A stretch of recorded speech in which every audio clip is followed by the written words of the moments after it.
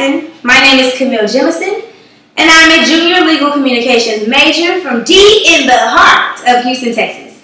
I'm looking forward to sharing with you a matter that's very close to my heart because it's the only way that I'm able to attend such a prestigious university. And I'm looking forward to all of the students being educated on something that just sparks my attention quickly because it plays a vital role in my future. So as children, we generally only have to return what we received. For example, class and Miss Jackson, if I was allowed so graciously to use this pen, I would generally only have to return back the pen as it is, with no interest or anything piled on top.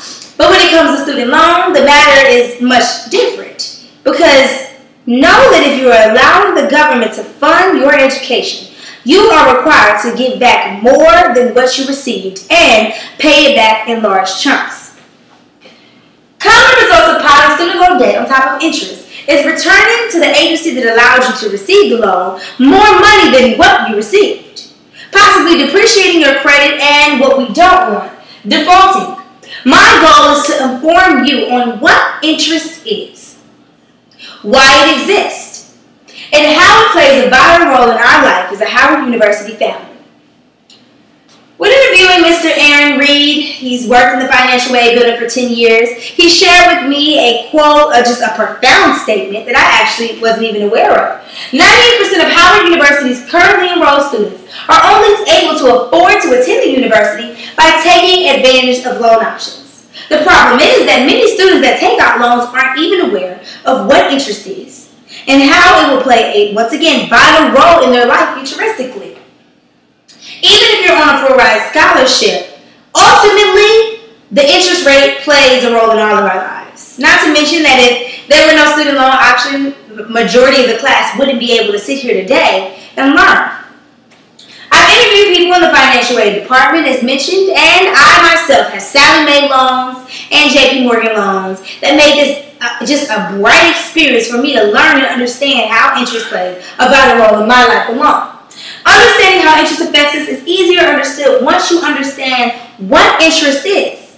According to studentaid.gov, interest is money paid to the lender in exchange for borrowing money. Now, in my own words, interest is the fee for borrowing money. They loan you money and charge you a fee exactly for that loan. The Student Education Department has become one of the most toughest debt collection around.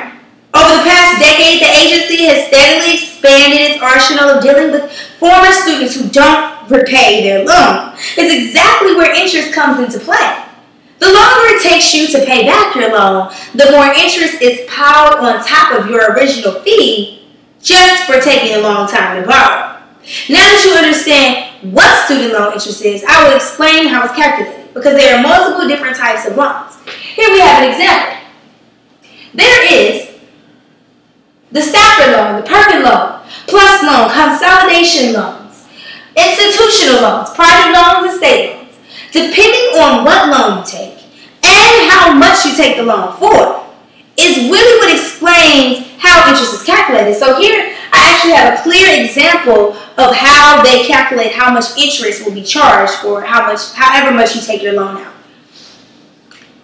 Here's an example. Right now, the interest rate for the Stafford loan is about 6.8. So if you take out $10,000 over the course of 10 years and 120 payments, you are paying eventually $13,763. Now, how does that build up? There are about $3,763 that will be added on top of your $10,000 just for simply borrowing and the time that it took you to pay it back. I know you're probably wondering, for students that don't have loans, how does this play a vital role in your life? One thing that we Howard University students have in common is that we are all American. In 2013, the student loan debt skyrocketed to $1 trillion, adding to the country's national debt. The higher the national debt, the higher taxes. It can lead to reduced social services and our economic status as a whole. Regardless of timing, at some point in your life, interest will impact you. Because the more students that don't pay back their interest, because the interest rate is being lifted, is the more the national debt ceiling will lift and the higher taxes as previously mentioned. I can't remind you enough that interest is the fee for borrowing money from the government. It may not always seem like it, but we are all connected as one in some form.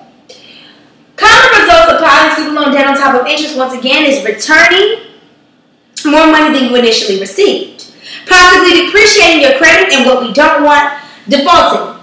The statistics are overwhelming, but understanding is the first stage to prevention.